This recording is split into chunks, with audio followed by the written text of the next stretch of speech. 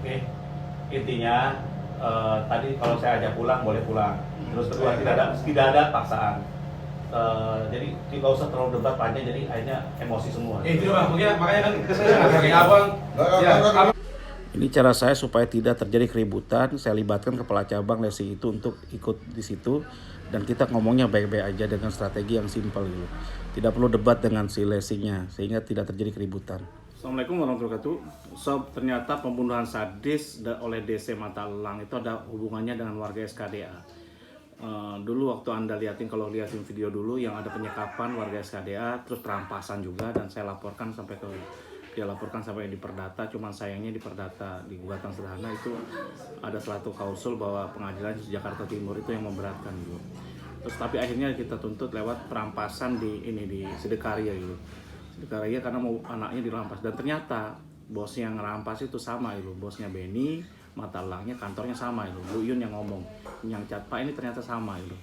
Dan ternyata sadisnya luar biasa sadisnya. Bayangkan sob, itu ternyata orang bukan hanya dibacok di kepalanya, di tangannya, sampai putus tangan salah satu tangannya, sampai meninggal. Kasihan Allah. Jadi intinya gini, kalau hukumnya tidak tegas, polisi tidak bertindak atau aparat tidak bertindak segala macam-macam, bahwa aksi perampasan itu main hakim sendiri, yang dijerat hanya dibenturkan hanya Mata Elang dengan si korban aja. Harusnya yang nyuruh kena sob, tapi sekarang semua tutup mata sob. Padahal di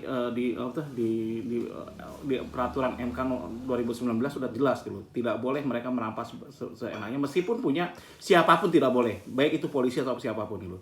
Karena apa? Karena tidak boleh sebelum ada putusan di pengadilan, dan itu yang diperjuangkan oleh warga SKD. Jadi karena motornya motor Lexi sob, yang makanya Lexi motornya datang situ dirampas, didatengin segala macam-macam, dan isunya itu luar biasa liar gitu. Ada yang mengatakan bahwa itu ormas gitu, dan yang bacok ada orang dari luar, itu bahaya sob. Kalau itu benar ormas terbesar, dua ormas terbesar di Bali, kalau isu pertamanya itu bisa bahaya, bisa terjadi mungkin ke depan ribut susulan gitu. Tapi kalau pribadi aja mungkin tidak tahu gimana, tapi itu akan membekas di hati orang gitu, masyarakat di Bali, karena di Bali ini kan jarang orang sekali terlalu sadis itu, menggegerkan sekali. Saya yang bukan asli Bali dan udah 20 tahun di Bali ngerasa ngeri gitu, ngelihat seperti itu.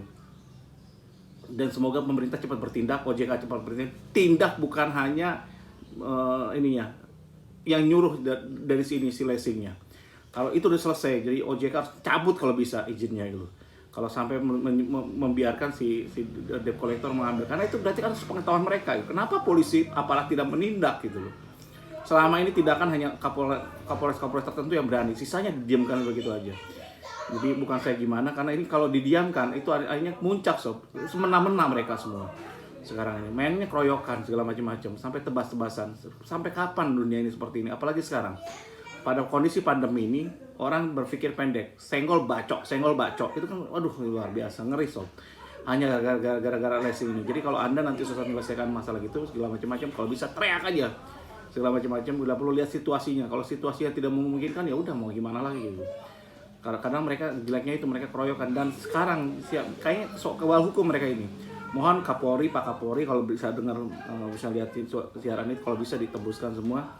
Tolong, Anda ini kan tegas, cukup tegas, dan selama ini saya salut dengan Anda gitu. Lakukan langkah-langkah yang terbaik gitu. Yang diusut itu bukan hanya si Mata Elangnya, dan jangan dibiarkan. Asis pembiaran salah.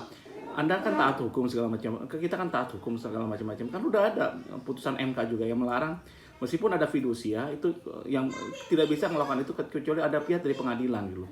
Jalankan aja itu selesai. Orang itu hanya gitu kok, Pak Budiasa, kasihan Pak Made Budiasa ya.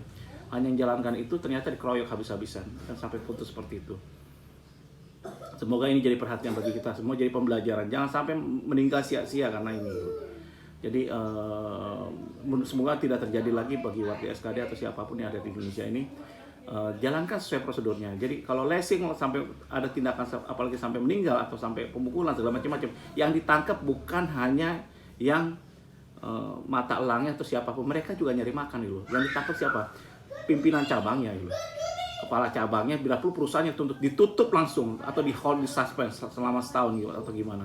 Biar rasa, kalau gitu nggak selesai-selesai. Kalau apinya nggak diselesaikan, kita nih jangan pura-pura bodoh gitu. kalau sampai polisi aparat bisa nuntut mereka, bisa nuntut pimpinannya nyuruh segala macam-macam sampai ke pusatnya, memang ada SOP seperti itu, langsung aja tangkap dulu. Jadi pembelajaran, jadi tidak semena-mena. Sekarang kan dibiarkan seolah aksi ini nggak tahu ya, mungkin gimana ya, apa karena lobby mereka lebih kuat daripada ini. Padahal aturan sudah jelas, semua sudah jelas gitu. Meskipun punya fidusia, itu tidak sembarangan orang bisa mengeksekusi. Kenapa? Harus ada putusan pihak dari pengadilan, dan itu udah di MK, tidak boleh seperti itu. Udah jelas-jelasnya, masih dipelantar-pelintir orang Indonesia, pintar pelantar-pelintir. Semoga ini jadi pembelajaran, kalau salah banyak salahnya, kalau kurang banyak kurangnya. Semoga tidak terjadi lagi, semoga tidak terjadi krisis tambahan susulan, karena itu akan merepotkan kita semua, membenturkan antara masyarakat jadi konflik horizontal. Jadi bukan ini lagi, bahaya kalau ada konflik horizontal. Semoga tidak terjadi hal seperti ini lagi. Wassalamualaikum warahmatullahi wabarakatuh.